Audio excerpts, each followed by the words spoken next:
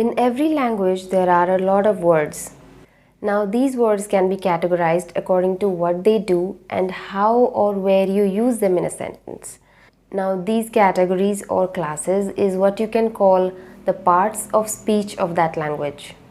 Likewise, in English, there are several parts of speech, and today we will talk about those. The first one we have is noun. Now, noun is a word used as the name of a person, a place, an object, or a thing.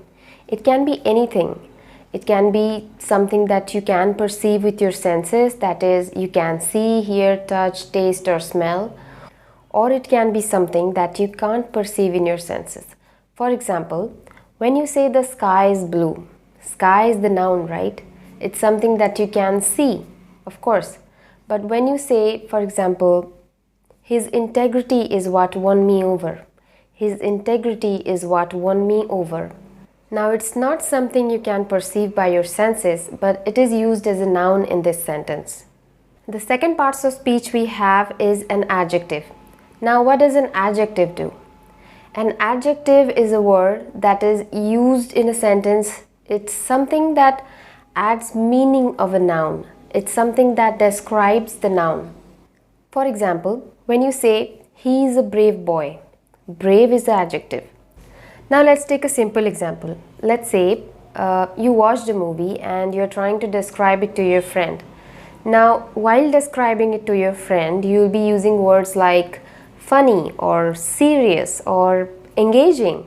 Now, these words are the words you use to describe the movie. The movie is the noun, and these words are called the adjectives because they describe the noun, or in this case the movie, better.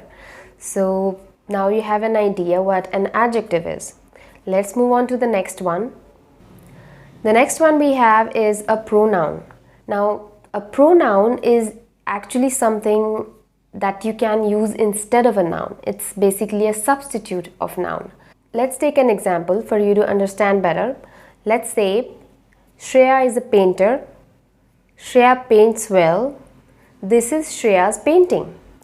Now, in these three sentences, these are connected to one another, but in these three sentences, you use the word Shreya 3 times. Now, 3 times in 3 sentences is a bit repetitive, isn't it? So, in order to make it not sound repetitive and, basically make it sound better, we will replace Shreya with a pronoun. For example, we will say that Shreya is a painter. She paints well. This is her painting. Now, she and her, as you can say, are the words that we replaced Shreya with. So, you can say that while Shreya is the noun, these 2 words are pronouns because these words are used as the substitute of the noun. Now, let's move on to the next one. The next we have on the list is a verb. Now, a verb is a word that is used to express an action or an occurrence or simply a state of being. For example, in a sentence, if a noun is doing something, or simply if something is happening, something is occurring, or let's say if something is just is, there is nothing happening, no one is doing anything, but it's just a state of being. If we take a few examples, let's say the sky is blue. Here is the verb, but it's not stating an action or nothing is really happening, nothing is occurring, but it's just simply a state of being. Or you can say he ran away. Now, ran is the verb. It's basically an action verb, you can say, because the noun or the subject is doing something. Now, let's move on to the next one. The next one we have is an adverb. Now, what's an adverb? Now, an adverb is a word that is used to add something to the meaning of a verb, an adjective, or it could be another adverb. Basically, it's another expressive word that gives you more information about another verb or adverb or adjective. For example, Shreya paints well. Now, well, as you can say, is the adverb. Basically, it answers the question, how does she paint? You can say, or you can answer it with by saying, she paints well. Or let's take another example. Let's say, she entered the room quietly. Now quietly is the adverb because it answers the question, how did she enter the room? Basically, these words describe the verb better, or the adjective or the adverb better. That's why they are called adverb. Now the next one is interesting because it's preposition. Now preposition is a word that tells you the relationship between different words in a sentence. Basically, it gives you the idea about how the different words in the sentence relate to each other. For example, if I say, my father is in the kitchen. Now there is no relationship between my father and the kitchen, but if I add the in, you can say that he is in the kitchen. Now you have an idea what the relationship between my father and the kitchen is. So, pretty interesting word and does a very important job. Otherwise, we wouldn't be able to answer the basic of questions. We wouldn't be able to understand what the relationship between the words of a sentence is. Without this, it would be very confusing. In fact, in other words, incomplete. Now, the next in line we have is a conjunction. It's a conjunction. People usually spell it wrong. It's a conjunction. Now, this is a word that links two words or two sentences. This joins words or sentences. So again, these are very important when you are forming complex sentences. For example, let's say, he woke up early, he missed the train. Now, when you say these two sentences like these, there is nothing wrong. But it would be even better if you could say, he woke up early but missed the train. Now, but is the conjunction here because not only it helped join the two sentences, but also made it sound even better and made it complex.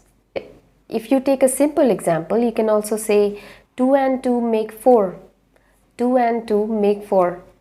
The next parts of speech we have is interjection. Now, interjections are words that actually help express certain feelings. Now, for example, let's say, hooray, India won again. I mean, India didn't win. Of course, we could see it coming, but anyway, hooray is the word that you can call an interjection. In fact, it would be better if I said it like, alas, India lost. Now, alas is another such example. In fact, you know what? Let's take another example. Let's say, ouch, I stubbed my toe. I mean, it happens with everyone when you are just walking around and you stub your toe with the bed or the sofa or whatever. By the way, that's how you say it. I stubbed my toe. Now, there are certain words that you can't really classify as any other parts of speech, and they are called as determiners. You can also call them articles. They are a, an, and the. Now, these are used to determine or limit the noun that follows these. For example, if I say, this is a river. Now, it's a sentence that is pretty generic. This is a sentence that I can say by looking at just about any river. There is nothing specific about it. But if I say, this is the river, which means that this is a river that has some specific relation to me. I mean, there is some specific memory related to this river. In fact, you can say it better like, this is the river I fell in last summer. Maybe I came here last summer and I fell in this river. So now that's the memory I have related to this river. That's why I said this is the river. The relates to very specific of things. Now, a and an are same actually. They are more related to words with vowels and consonant sounds, but the is used when you are talking about some specific noun.